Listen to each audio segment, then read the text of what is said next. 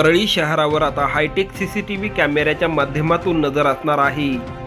बीड जिल्ह्याचे पालकमंत्री धनंजय मुंडे, पोलीस अधीक्षक नंदकुमार ठाकूर आणि जिल्हाधिकारी अविनाश पाठक यांच्या हस्ते हायटेक सीसीटीव्ही कॅमेऱ्याच्या विशेष वॉर रूमचे उद्घाटन पार पडले आहे। गेल्या अनेक दिवसांपासून बीड, परळी आणि माजलगाव या संवेदनशील शहरात सीसीटीव्ही कॅमेरे बसवण्याची मागणी केली जात होती। आज अखेर या तीनही शहरांवर सीसीटीव्हीच्या माध्यमातून नजर असणार आहे। याचे पूर्ण मॉनिटरिंग हे पोलीस अधीक्षक कार्यालयातून केले जाणार आहे।